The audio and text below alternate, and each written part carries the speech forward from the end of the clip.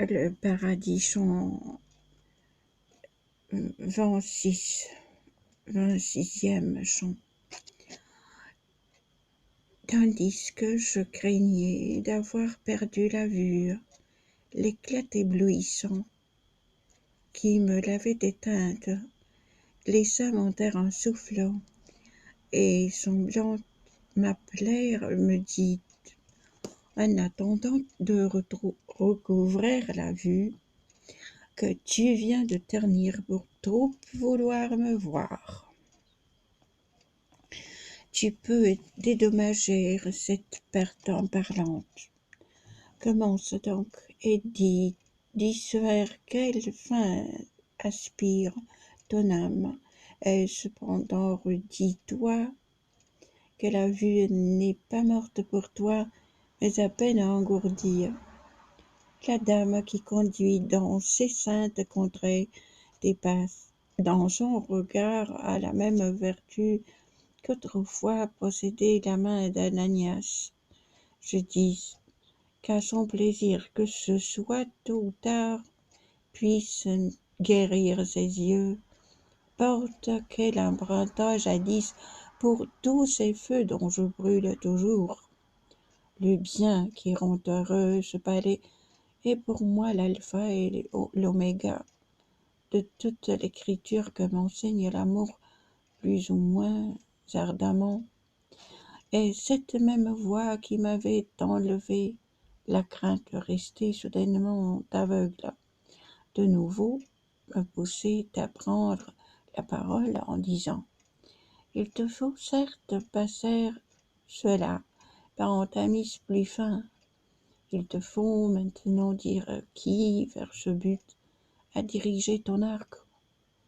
C'est grâce aux arguments de la philosophie et à l'autorité qui descend d'ici, dis-je, que cet amour a pu pénétrer dans mon cœur, puisque le bien, en tant que bien, sitôt conçu, nous incite à l'amour, d'autant plus fortement qu'en lui-même il comprend plus de perfection.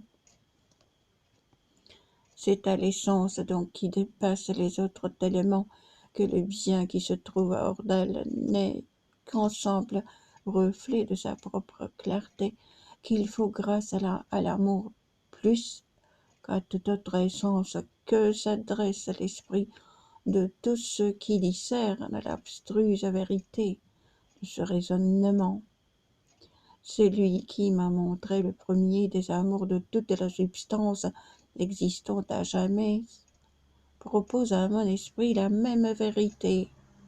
Du véritable auteur la voix me la propose qui disait à Moïse, en parlant de lui-même: c'est moi qui te ferai connaître tout le bien.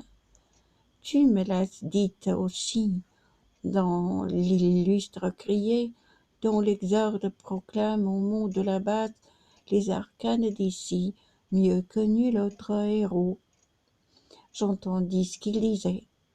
Par intellect humain et par l'autorité qui concorde avec lui, ton amour le plus haut se dirige vers Dieu. Explique-moi pourtant si tu sens d'autres cordes qui te tirent vers lui, pour que tu rendes clair avec combien de temps cet amour-là te mord. La sainte intention de cet aigle du Christ ne me fut point cachée, et je vis tout de suite quel sens il faisait prendre à ma profession. Je recommençai donc.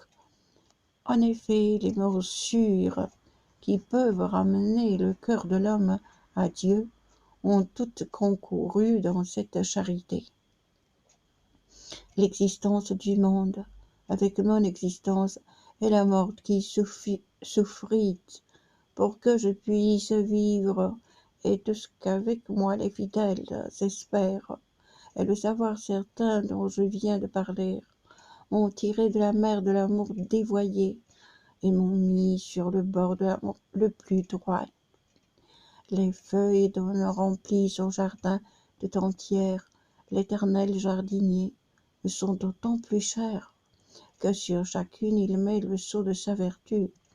Sitôt que je me tus en chant des plus suaves, retentit dans le ciel, et madame elle-même disait avec le cœur: Sanctus, Sanctus, Sanctus, Saint, Saint et 3 fois Saint.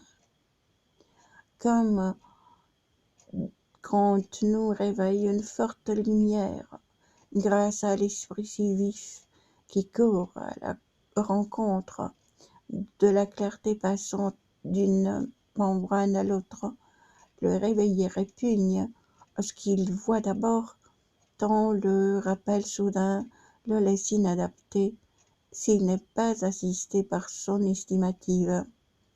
De même, Béatrice éloigna de mes yeux le teint qu'elle les voilait dans seul rayon des siens, dont l'éclat pénétrait à plus de 1000 milles. Grâce à cela, je vis mieux que je n'avais vu, et presque stupéfait, je fis des questions sur un 4e feu que je vis près de nous. Et madame me dit, au sein de ces rayons, aime son Créateur, la première des âmes, qu'a la vertu première, il a plus de créer. Et pareil au rameau qui fait fléchir sa cime au passage du vent et se relève ensuite par sa propre vertu qui la ramène en haut, tandis qu'elle parlait, tel je devins moi-même de stupeur, mais bientôt je repris s'assurance, pressé par le désir que j'avais de parler. Alors je commençai: ô fruit qui fus unique, à naître déjà mûr, père antique de qui n'importe quelle épouse est la fille et la pru, le plus dévotement que je puisse, je te prie de vouloir me parler, car tu vois mon désir, que je ne te dis plus pour t'entendre plus tôt. Comme un cheval bronchant sous le caparaçon, qui manifeste ainsi le besoin qui l'agite par la housse qui suit les mouvements du corps, de la même façon la première des âmes m'avait rendu visible à travers l'enveloppe, avec combien de joie elle allait me complaire. Puis elle prononça: sans que tu me l'exprimes toi-même, je lis mieux dans ton propre désir que tu ne saurais voir les objets les plus clairs, puisque je les contemple au miroir véridique et qui contient en lui tous les autres objets, alors que rien ne peut le contenir lui-même. Tu veux savoir de moi depuis combien de temps Dieu m'a mis au jardin sublime où celles-ci seront aptes à gravir une si longue échelle. Combien de temps il fut de mes yeux la liesse du grand courroux de Dieu, quelle est la cause vraie, quelle langue j'ai faite et j'ai mise en usage.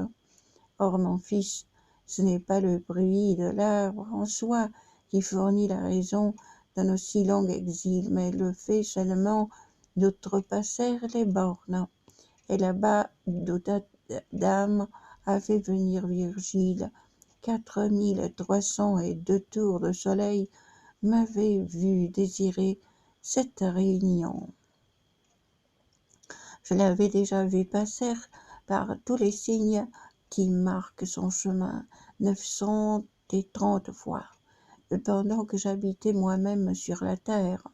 La langue a disparu que j'ai d'abord parlé dès avant que Nimrod et son peuple perdissent leur peine au bâtiment qu'on ne pouvait finir, car l'effet que produit la raison elle-même ne vit pas longuement du fait du goût des hommes qui sans cesse évolue et change avec le ciel. Le langage de l'homme est en fait naturel, mais quant à la façon de parler, la nature vous permet de choisir selon qu'il vous convient. Avant que je descende à l'angoisse infernale, on donnait le nom dit sur terre au Dieu suprême, à qui je dois la joie, où je me suis logé. Plus tard on l'appelait elle, et c'était normal, l'usage des mortels étant comme les feuilles. Si l'une tombe, une autre aussitôt la remplace.